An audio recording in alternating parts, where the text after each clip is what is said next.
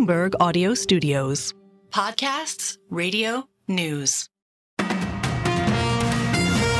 Good morning, I'm Nathan Hager. And I'm Karen Moscow. Here are the stories we're following today. The big story this morning is in politics. President Biden is barreling closer to a 2024 rematch with former President Donald Trump. They call it Super Tuesday for a reason.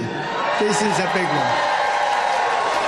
And they tell me, the pundits and otherwise, that there's never been one like this. There's never been anything so conclusive. This was an amazing night, an amazing day. The former president is celebrating after a near clean sweep of the 15 states in play on Super Tuesday. Republican Nikki Haley managed to win in Vermont, but it leaves her still far behind Trump in the delegate count, with 1,215 delegates needed to clinch the nomination.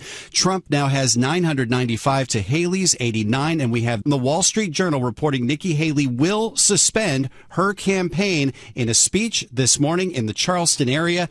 As for President Biden, he cruised to victory in all 15 states in play on the Democratic side. Well, Nathan, while it appears a Biden-Trump rematch seems inevitable, attention for many now turns to campaigning for the general election. Bloomberg News senior editor Bill Ferry has talked about strategies for the two frontrunners, beginning with Donald Trump. How he runs his campaign still remains to be seen, whether he holds these big rallies like he has traditionally done in the past. He hasn't been out campaigning as much as in the past, partly because he's had a lot of court cases to attend to, and partly because he hasn't really needed to. He's been the leading candidate since this race started. And I think on President Biden's side, we're going to see him try to set the terms of this campaign going forward on Thursday night in the U.S. when he gives his annual State of the Union. It's a good chance for him to set out what he thinks are his top accomplishments and the ways that he separates himself from Donald Trump. According to Bloomberg's Bill Ferry, a Biden campaign memo released this morning says reaching disaffected voters who oppose Trump could be a key part of the president's strategy. Karen, Super Tuesday also saw high-profile Senate primaries in California. It's now down to the man who led the Trump impeachment probes in the House versus a former baseball all-star. We get the details from Bloomberg's Ed Baxter in San Francisco. It will be Democrat Adam Schiff and Republican Steve Garvey. The group had been pretty tightly bunched in polling a month ago, but Schiff pulled out an interesting TV ad campaign portraying Garvey as too conservative for California. It buoyed Schiff, but also gave Garvey more name recognition. Garvey, a political novice, former star baseball player with the Dodgers and Padres, has stayed pretty low profile during the campaign. Now, one of them will take Dianne Feinstein's seat. It'll be a break in decades-long history of at least one woman senator from California. Ed Baxter, Bloomberg Radio. All right, Ed, thank you. Now, with almost half the votes counted, Adam Schiff has 33% to Steve Garvey's 32%.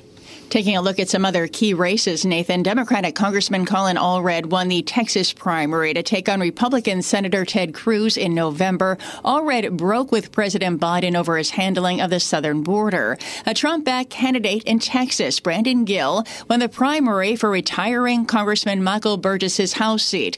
Congressman Barry Moore won the Republican primary in an Alabama district that was redrawn to keep the black vote from being diluted. And in California, the vote is still too close to call on a ballot measure that would borrow $6.4 billion to pay for new housing and treatment programs to fight homelessness. Now, as former President Trump shifts his focus to the general election, Karen, he reportedly met with Elon Musk and other potential donors on Sunday. We get more on that from Bloomberg's Doug Krisner.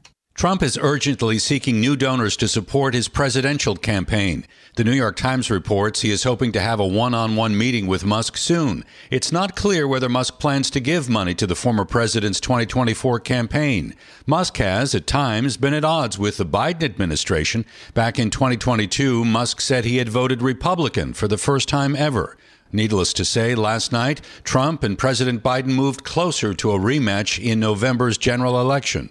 In New York, I'm Doug Krisner, Bloomberg Radio. All right, Doug, thank you. Well, let's turn to the economy now. It's the big event Wall Street has been waiting for. Fed Chair Jay Powell begins his two-day semi-annual testimony before Congress. We get a preview from Bloomberg's Michael McKee. No doubt Powell's hearings will be dominated by the questions of when the Fed will lower interest rates and by how much. Democrats would love cuts to kick off soon to better aid President Biden's re-election campaign. Republicans have already signaled they'll be warning Powell not to politicize the central bank. Expect the chair to insist the decision will be based on progress on inflation and nothing else. Wall Street won't like it, but he's not going to tip his hand on timing. Politics will be in the room, however. With the State of the Union address on Thursday night, Powell will likely be asked about the budget deficit, banking regulation, and its money-losing balance sheet. Michael McKee, Bloomberg Radio. Okay, Mike, thanks. In company news, job cuts are reportedly coming to Morgan Stanley. Reuters is reporting the bank has laid off about 9% of its staff at its asset management business unit in China. The report says the headcount reduction began in December and affects about 15 employees. Well, staying in the banking industry, Nathan, Citigroup CEO Jane Fraser says her reorganization aimed at streamlining the bank and making it more competitive with its peers has gone faster than expected. And we get the story from Bloomberg's Charlie Pellett. Her remarks came at the RBC Capital Markets Global Financial Institutions Conference in New York.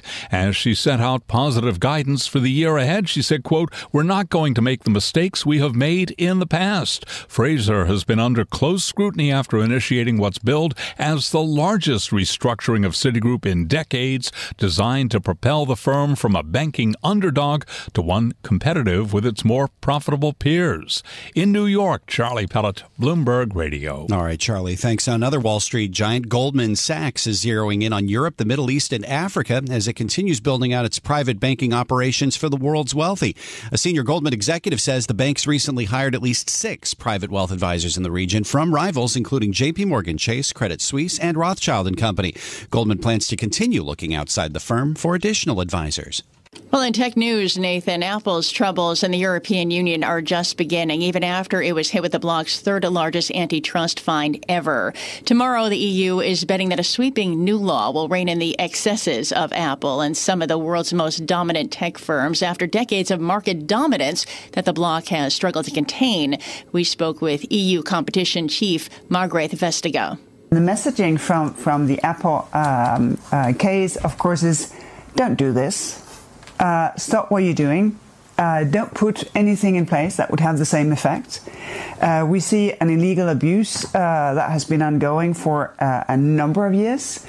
U.S. Competition Chief Margrethe Vestager says the new Digital Markets Act will force tech giants to heed a strict list of do's and don'ts or face the threat of significant fines. Now with a look at the other stories making news in New York and around the world, we bring in Bloomberg's Michael Barr. Good morning, Michael. Good morning, Nathan. More legal trouble for New Jersey Democratic Senator Bob Menendez and his wife. Prosecutors have now added obstructing justice charges to those he already faces. The new accusations appear to result from last week's guilty plea of co-defendant Jose Uribe agreeing to cooperate against Menendez. Uribe has admitted to providing the senator's wife a Mercedes-Benz in exchange for the senator's help. The senator and his wife claim they thought they were loans. Independent Senator Kyrsten Sinema of Arizona says she will not run for a second term. Sinema, who switched her party affiliation from Democrat to Independent in 2022, was trailing in third place in polls. She criticized partisan dysfunction in Congress in announcing her much-anticipated decision. The only political victories that matter these days are symbolic. Attacking your opponents on cable news or social media. Compromise is a dirty word. We've arrived at that crossroad, and we chose anger and division. With Sinema out, it now likely leaves it a race between Democrat Ruben Gallego and Republican Carrie Lake. A House committee on the coronavirus pandemic has subpoenaed former New York Governor Andrew Cuomo to testify May 24th about his 2020 mandate forcing state nursing homes and long-term care facilities to admit or readmit potentially contagious and untested COVID-19 patients. According to the panel chair, Ohio Republican Brad Winstrup, he says not only did the former governor put the elderly in harm's way, but he also attempted to cover up his failures by hiding the true nursing home death rate. Cuomo's lawyer, Rita Glavin, says that this is pure political theater. No ceasefire agreement yet between Israel and Hamas. Talks with Hamas in Cairo ended with no breakthrough. White House National Security Communications Advisor John Kirby says it's up to Hamas to make a move. What we're looking for and what we want temporary ceasefire for about 6 weeks. That'll allow us to get more aid in and, more importantly, get all those hostages back with their families where they belong and reduce the violence. That's the deal on the table. And as the president also said today, it's a rational deal. And the Israelis have been cooperating. They have been negotiating in good faith on this. It's time for Hamas to step up to the plate, take a swing, and let's get this thing done. Global news 24 hours a day and whenever you want it with Bloomberg News Now. I'm Michael Barr. This is Bloomberg Nathan. Thank you, Michael. Time now for the Bloomberg Sports Update, brought to you by Tri-State Audi with John Stashower. All right, Nathan, the Knicks at the Garden again without 4 starters. The MRI on Jalen Brunson's knee came back clean, but they didn't want to rush him back, and the Knicks came out flat. Trailed Atlanta by 22 in the first half. Did rally to tie, but never took the lead. The Hawks, who were without their top scorer, Trae Young, pulled away 116-100. Knicks shot only 38%. They took 52 three-pointers. Also out-rebounded by 11. The coach is Tom Thibodeau.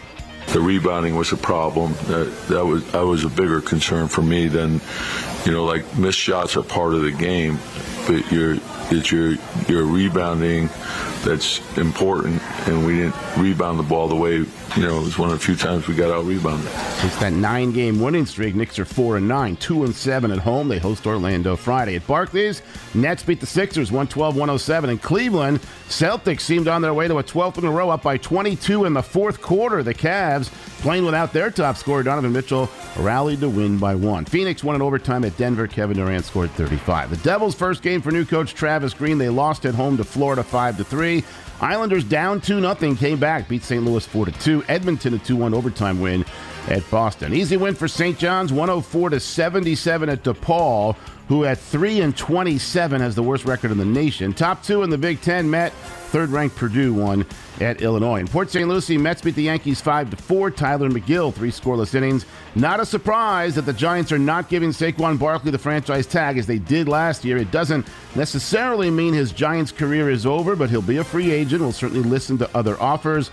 Also, no tag for safety Xavier McKinney, who just had his best season. He'll also be a free agent, and free agency begins in 1 week.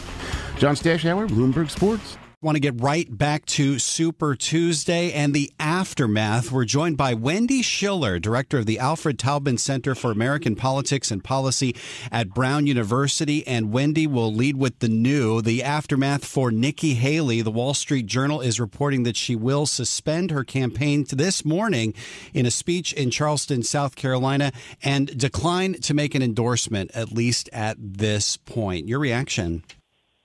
Well, I mean, I don't think, Nathan, this is unexpected. I think people thought she'd stay until, yesterday, and then the math is becoming insurmountable. And then you have to ask yourself, why are you taking donor dollars, and why don't you set yourself up potentially for 2028? The important thing is what Nikki Haley does next. Does she, support Trump in the end a couple months from now, or does she stay quiet, or does she actually try to undermine the Trump campaign? I mean, if you want to run in 28, I don't think that's going to be your strategy necessarily. But on the other hand, she seems to have attracted financial support and voter support from a decent-sized wing of the Republican Party.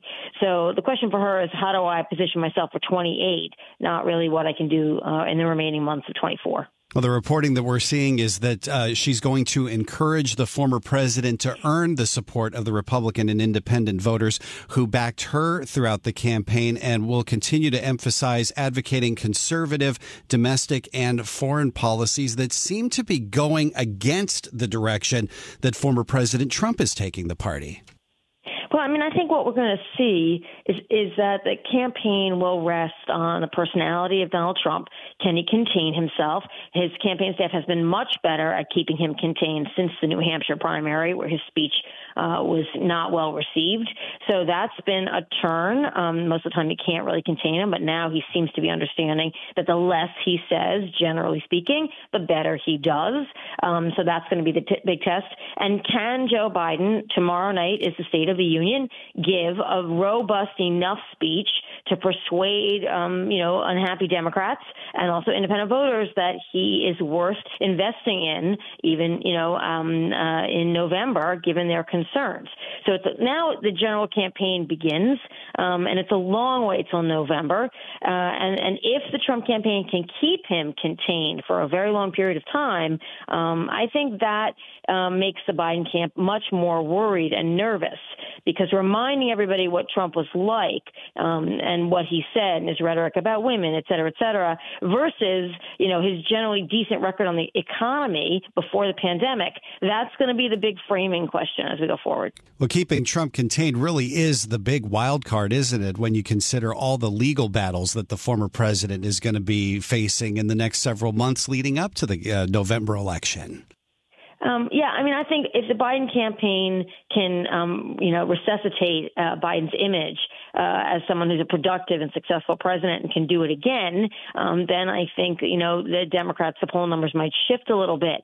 But Trump usually goes with what's working. And right now, he seems to be persuaded that staying quiet is what's working. The border's still a big issue. I mean, these are the issues besides the pandemic that people worried about in 2020. The thing is that if inflation continues to be steady, not go up, maybe go down a little bit, and people get used to the idea that we no longer have really massive inflation, although we still have pretty high grocery bills and smaller packaging. But if that happens and the economy stabilizes, no big layoffs, and this rhetoric at recession fades, by the summer, you're going to have two, nominating conventions featuring these candidates, and people will go back to the choice they had in 2020. That's the worry for the Trump campaign, that it will revert back to 2020 in terms of this comparison. And in that case, Biden came out the winner. Is there a worry among either of the campaigns, do you think, that voters are just going to stay home in November when we have so many polls showing that the majority of Americans don't want this Biden-Trump rematch that now looks inevitable? And despite the fact that we saw record turnout in 2020, I mean, the dynamics are quite a bit different than they were 4 years ago, aren't they?